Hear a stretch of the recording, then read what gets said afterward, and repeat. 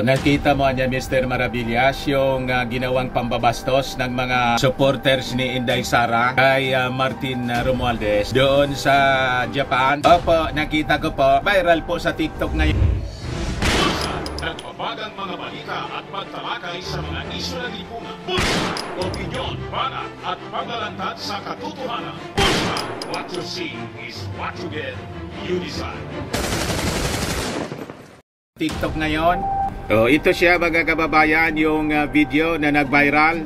Ano niya yan Mr. Maravillas? Sinalubong po si Martin Romualdez kasi kasama ng ating Pangulong Bongbong Marcos sa pagbisita sa Japan. Tapos ito po yung ginawa kay Martin Romualdez.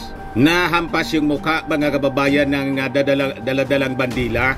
Tinamaan po yung mukha. Butit nakailag mga kababayan si Martin Romualdez nang salubungin ng mga bastos na supporters ni Inday Sara. Ganon mga kababayan kasasama ng ugali nitong mga tagahanga ni Inday. You see, talaga po tama yung kasabihan, birds of the same feather flock together. Yung mga masasama po yung ugali, mga bastos na tao, talagang magkakasama rin sila mga kababayan. Mamaya ipakita ko po sa inyo kung paano at ipabarinig ko sa inyo kung paano binastos si Martin Romualdez nang dumating with the President doon po sa Japan. Kaya naman pala niya Mr. Maravillas yung ratings ni Inday patuloy na lumulubog. Siyempre po nakikita ng mga tao ito yung mga latest survey po. Pero tingnan ninyo, ang nagpa-survey nito, suportador ni Inday, yung Publicos Asia. President Marcos approval rating improves slightly. BP Duterte's score continues to fall, sabi po sa survey ng Publicos. You see, kahit nga po propagandist po ni Inday yung may-ari, hindi po madoktoran yun. Pero ang target dito sa survey, si Martin, mga kababayan, binagsak din si Martin. Diba? Para hindi malata. Kasama si Inday niya yung slightly na lumubog. Ganon yung strategy, mga kababayan, para hindi masyado makalata yung mga mamamayan. Ito yung pambabastos mga kababayan ng mga supporters ni Inday kay Martin Romualdez. Nasapak yung mukha ni Martin ng bandila ng Pilipinas. At pag tiningnan po ninyo sa video, pinanood po ninyo itong viral TikTok video, parang sinadya mismo. Tingnan ninyo mga kababayan, umiwas na lang po si Martin, pero tinamaan pa rin yung mukha. Kita ninyo mga kababayan? Yun. Ayan po si Martin Romualdez. Pero nakangiti pa rin po siya mga kababayan. Maganda pa rin yung pakitang ugali po ni Martin. So makita ninyo ang breeding ng mga Marcos Romualdez. Hindi po pumapatol sa mga bastos na tao. Tulad nitong mga supporters po ni Inday na nandun sa Japan para salubungin po. Hindi para i-honor yung ating mga officials, kundi bastosin mga kababayan. Kasi supporter daw sila ni Inday Sara. We support niya, Inday. Ayan po, please support Inday Sara. Ayan po yung pagmumukha, gigil na gigil siya. Niyayakap si Martin pero gigil na gigil po yung mukha. Ayan, may dalang placard po. Please support BP Inday Duterte. Pero tingnan ninyo ang ginawa kay Martin Romualdez. Kasi po, ang iniisip nila, mga kababayan, inaaway ni Martin Romualdez si Inday dahil po sa confidential funds. Ganon kabaluktot yung pag-iisip mga kababayan nitong mga DDS. Isabi nga natin po, yung confidential funds, sabi ni Inday mismo, galing sa bibig niya, I leave it to the wisdom of Congress. Nang tanggalin po, galit na galit po si Inday. Sabi mo, I leave it to the wisdom of Congress. Yung wisdom po ng Congress, alisin sa kanya yung confidential funds. Kasi hindi man niya kailangan yon. Kailangan ng ating mga security agencies. Lalo na po yung barkada nilang China, mga kababayan, ay walang tigil sa pambubuli sa atin dito sa West Philippine Sea. At yung Department of National Defense, yung Philippine Coast Guard po, napakakonti ng confidential funds. So ganun po mga kababayan. O yan po yung mukha ng lalaki na nang bastos. May kasama pa yan ng babae, maririnig ninyo mamaya yung sinasabi po. Ayan po mga taga dyan sa Japan, para makilala ninyo kung sino itong mga bastos na to. O tingnan ninyo yung ginawa sa ating Speaker of the House mga kababayan. Kanino pa niya Mr. Maravillas magmana kung hindi siya mag-ama? Si Inday nang ganon. Ng sheriff mga kababayan. Kaya siyempre anya, yung mga tagahanga niya, pari-parehas din ang pag-uugali niyan. Bastos yung kanilang iniidolo eh. Kaya bastos din yung mga nag-iidolo. O ngayon, iparinig ko po sa inyo kung ano yung pinagsasabi. Ipakita ko muna yung video, mga kababayan. O ito po, iparinig ko po sa inyo kung ano ang pinagsasabi. Kung paano binastos si Martin. Yan po si Martin, oh. Yan, sinalubong po. Ayan, oh. Salamat. Support Inday Sara. Saan yung camera? Speaker, love Inday Sara. Ayan, oh. Support Inday Sara. Suporta kay BP Sara. Marami pong salamat. At thank you po sa pag-api mo kay Eric. Maraming salamat. Mali po yun. Salamat ha. Oh, kita ninyo. Nandito na po si BBM. Welcome po. Thank you. Marcos Sara Duterte supporters alliance. Very nice. We love you, President. Thank you so much. Make the best for the country. O, kita ninyo. Wala man doon si Inday Sara. Pagkatapos, yun ang sinasabi nila. Tapos si Martin, pinagsabihan sa kanyang pagmumukha mismo. Salamat anya sa pang-aapi mo kay Eric Celis. May ganun talaga. You see?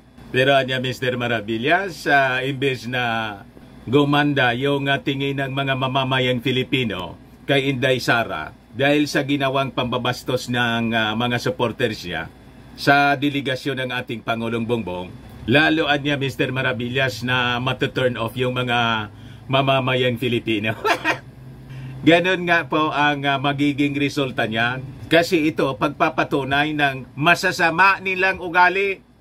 Gusto ninyo magkapuder, yung mga taong masasama ang ugali? Pero tinyang ninyo si Martin Romualdez mga kababayan, maganda talaga ang breeding. Naka-smile pa rin siya kahit binastos siya nitong lalaking ito. At tinampas pa yung mukha ng bandila ng Pilipinas. You see? Kilalanin ninyo ito na lalaking ito. Ito yun ang bastos kay Speaker Martin Romualdez mga kababayan. Gigil na gigil siya habang niyayakap after na mahampas yung mukha ng Speaker of the House. Ganon mga kababayan. Kaya nagtataka pa kayo kung bakit bumubulosok yung ratings ni Inday.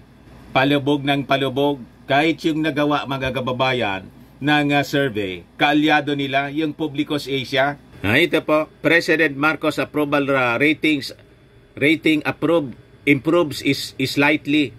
BP Duterte's score continues to fall, sabi po sa survey. Ayan po, President Marcos approval rating improved from 55% in the third quarter to 58% in the fourth quarter. Meanwhile, Vice President Duterte's approval ratings daw fell from 62 to 59% na lang. You see? So pataas mga kababayan, yung ratings ng ating Pangulo habang si Inday pabulosok. O ngayon, yung kay Martin daw, sabi ng Publicos Asia na barkada ni Inday, yung approval ratings daw stabilized but still showing downtrend from 37 to 36%. While Chief Justice Alexander Rismondo sustained his ratings from 36 to 37%. So usually, yung margin of error po, plus or minus 2% po. So, ang ibig sabihin, almost wala man pong nangyaring significant downtrend po kay Martin Romualdez. Kaya yung term na ginamit nila, stabilize, yung dati man lang. You see? Kaya gigil na gigil po yung mga supporters ni Inday. Kasi siyempre, napakalayo pa ng 2028 elections. Malamang anya Mr. Maravillas. Mga next year, 2024, malampasan na ni Martin si Inday. Malamang po sa ginagawa ng mga supporters ni Inday po at mismong ni Inday na lumilini-lini na po mga kababayan.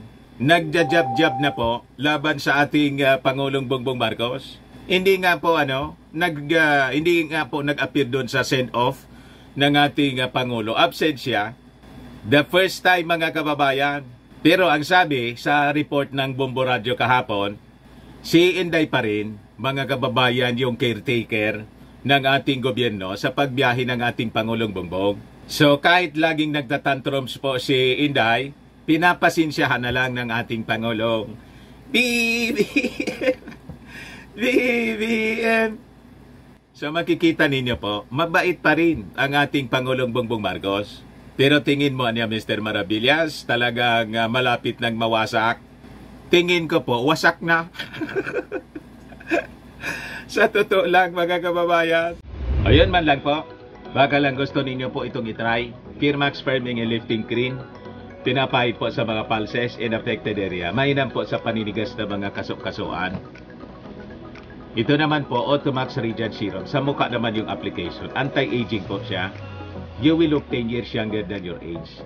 Sa mga cancer patients naman po, baka lang gusto ninyo itong itry. Ning siya Red Mix Fruit Drink. Hindi man po siya gamot, food supplement siya. Kaya lang, gawa siya mga kababayan sa goji berry. Yung goji berry may anti-cancer properties. Ayos, yung mga inquiries ninyo, dumiritso na lang kayo sa aming messenger sa Facebook para masagot namin agad. Ako po si Dante Maravillas. Bye-bye po. God bless. But before ko mga kababayan ibigay sa inyo yung full story, click subscribe muna dito sa ating YouTube channel and hit the notification bell para lagi po kayong updated sa mga kaganapan dito sa ating bansa. Like and share na rin po ninyo ng ating video at huwag na rin po ninyo mga kababayan na skip yung ating mga commercial ads para tuloy-tuloy lang ang pag-unlad ng Bagong Pilipinas. Sa mga naghahanap pala po ng malinis and spacious fitness gym, bumisita lang po kayo sa aming Colossal Fitness Gym. We also offer grab car rental with our brand new 2023 model ng Toyota Innova. We also accept booking for those who are planning to travel via PAL, Cebu Pacific, and other airline companies, local and international, and bills payment for Meralco bills, PLDT, etc. Ang Colossal Fitness Gym is located at 3rd floor, Security Bank Building, Landco Business Park, Legazpi City, Albay.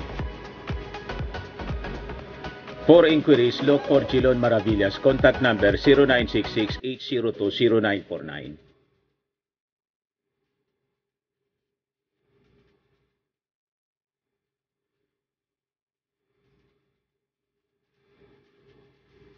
Ayos pa? Ayos na ayosan niya Mr. Maravillas.